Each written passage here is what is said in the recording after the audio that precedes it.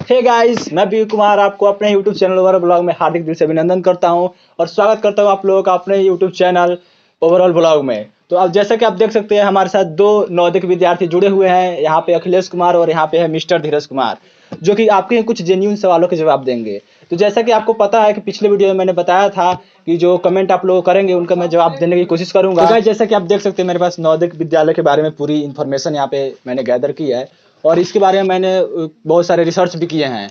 चूंकि मैं नवोदय का स्टूडेंट हूँ तो इसके बारे में मुझे पहले से बहुत कुछ पता था। तो चलिए आइए अब अपने मेन मुद्दे पर आते हैं और इन लोगों से कुछ सवाल जवाब करते हैं। तो गाइस, सबसे पहले मैं अखिलेश कुमार के विचारों के बारे में जानना चाहूंगा कि नवोदय में आने से पहले ये नवोदय के बारे में क्या क्या सोचते थे। नवोदय में आने से पहले तो मैं ये सोचता था कि यहाँ पे आने के बाद यहाँ पे नौकरी मिल जाती है, लेकिन ऐसा कुछ नहीं है। मैंने मतलब यहाँ पे इतने अच्छे अच्छे फैकल्टी हैं कि आपको उस लायक बना देंगे कि आप लाइफ में कुछ अच्छा कर लेंगे। तो जैसा कि अखिलेश कुमार ने बताया कि नवोदय में बहुत अधिक सुविधाएं हैं, तो मैं धीरज कुमार से उन सुविधाओं के बारे में डिस्क्राइब करने को बोलूंगा कि आखिर नवोदय में क्या क्या सुविधाएं हैं। सबसे पहले थैंक यू सो मच कि आप लोगों ने मुझे इतना बड़ा अपॉर्चुनिटी दिया कि अपने स्कूल के बारे में कुछ बताऊं। जैसे कि विकी जी हैं, मेरे ही क्लासमेट हैं। इनका क्वेश्चन था कि क्या क्या सुविधाएं। यहाँ की सुविधाएं बहुत सारी है। जैसे यहाँ पे सरकार के द्वारा ही रहने का सुविधा दिया जाता है, खाने पीने का, जैसे मेस का भी बिल्कुल खाना पीना हर एक चीज फ्री होता है, सरकार के द्वारा उठाया जाता है। पढ़ना लिखना, कॉपी किताब कलम हर एक चीज जो होता है वो सरकार के द्वारा ही दिया जाता है बच्चों को। ये सारी सुविधाएं। तो अखिलेश कुमार जैसा कि यहाँ पे मेरे साथ हैं, तो इनसे मेरा सवाल यही है कि पहले भी ये हॉस्टल में रह चुके हैं और अब भी अभी हॉस्टल में हैं। तो मेरा सवाल आपसे ये है कि आपको क्या क्या डिफरेंसेस देखने को मिली कि आप पहले हॉस्टल में कैसे थे और इस हॉस्टल में कैसे हैं। आपको कौन सा हॉस्टल मतलब आपको डोमिनेंट लगता है। मुझे नवोदय काफ़ी अच्छा लगता है क्योंकि पिछले हॉस्टल में था तो वहाँ पे बहुत सारी सुविधाएं नहीं थी। जैसे सुबह पीटी होना, मतलब पीटी टीचर तो थे ही नहीं, म्यूजिक टीचर भी नहीं है। और यहाँ पे आपको रोज़ सुबह आपको पीटी कराया जाता है। यहाँ बहुत अच्छे अच्छे फैकल्टी हैं जो पिछले स्कूल में नहीं थे। यहाँ के टीचर हैं जो एक पेरेंट्स के भांति हमें गाइड करते हैं, हमारे समस्याओं में हमारे साथ खड़े होते हैं। हमें जब भी कोई सवाल पूछना हो तो हम उनसे मिलकर अपना प्रॉब्लम सॉल्व कर सकते हैं। यहाँ काउंसलर हैं जिनसे आप अपनी सारी समस्याओं को पूछ सकते हैं, जो पिछले स्कूल में नहीं थी। तो मुझे वहाँ पे भी कुछ परेशानी होती थी तो मैं किसी से नहीं कह पाता था। तो जैसा कि मुझे पता है कि धीरज कुमार अभी किसी भी हॉस्टल में नहीं रहे हैं और ये इनका पहला हॉस्टल है नवोदय। तो इनसे मेरा सवाल ये है कि जो सबसे पहले जो बच्चे आते हैं अपने माता पिता को छोड़कर घर से दूर, आखिर वो अपनी समस्याओं को कैसे हैंडल कर पाते हैं। क्या इसके बारे में आप मेरे सब्सक्राइबर को बताना चाहेंगे। जी बिल्कुल, मैं बताना चाहूँगा। जैसे कि मैं नवोदय में आने से पहले किसी हॉस्टल में नहीं रहा था, तो उस वक्त मैं अपने पेरेंट्स से दूर आया था। पेरेंट्स भी बहुत ज़्यादा परेशान थे कि आखिर वो कैसे रह पाएगा, क्योंकि मैं बहुत छोटा था। एक मैं 10 साल का था उस वक्त। तो मैं पहले दिन आया तो रात को तो बहुत रोया क्योंकि हमको बिल्कुल अकेला अकेला लग रहा था। बट यहाँ के यहाँ के सीनियर्स, यहाँ के टीचर्स, जब उनसे मेरा इंटरेक्शन हुआ तब मुझे लगा कि ये भी घर से कोई कम नहीं है, क्योंकि सीनियर हर एक परेशानियों में हम लोग के साथ होते हैं। तो सीनियर जैसे कि एक गाइडेंस के तौर पे हम लोगों का मदद करते हैं, और टीचर्स जो कि रात को आते हैं तो एक बिल्कुल पारिवारिक माहौल सा बन जाता है। रात को आते हैं, बहुत बातें करते हैं।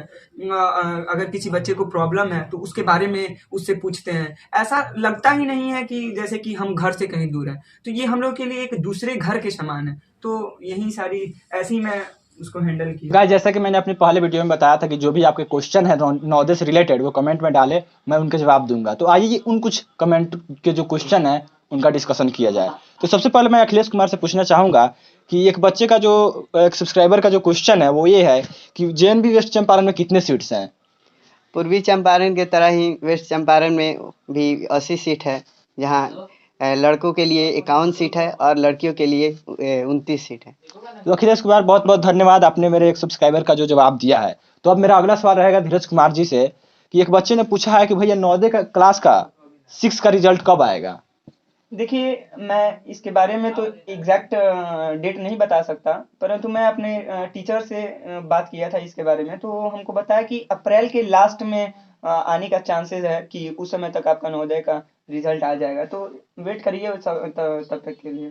तो मैं फिर से धीरज कुमार से एक सवाल पूछना चाहूंगा जो कि एक सब्सक्राइबर यूजर समथिंग ने पूछा है, जिन्होंने पूछा है I like JNV but I don't know how I got selection in JNV. Dheeraj Kumar, क्या मेरे इस सब्सक्राइबर का जवाब आप देना चाहेंगे। जी जी बिल्कुल देना चाहूँगा। देखिए नवोदय में सिलेक्शन के लिए तो सबसे पहले एक एंट्रेंस एग्जाम दिया जाता है, शायद आपको पता भी होगा।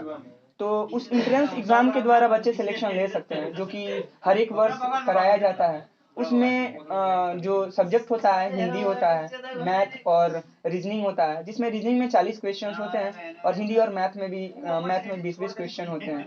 और उसमें कैटेगरी वाइज कट ऑफ जाता है, उसके अनुसार बच्चों का सिलेक्शन होता है। तो धीरज कुमार, मैं लास्ट में आपसे यही पूछना चाहूंगा कि आपको इंटरव्यू देकर कैसा लगा, और आप मेरे सब्सक्राइबर को कुछ सजेशन देना चाहेंगे कि वो भी नवोदय में सिलेक्शन जल्द से जल्द ले पाए। देखिए मुझे तो बहुत ही अच्छा लगा कि आप लोगों के चैनल पे मुझे आने का मौका मिला और कुछ बताने का मौका मिला दूसरे बच्चों को।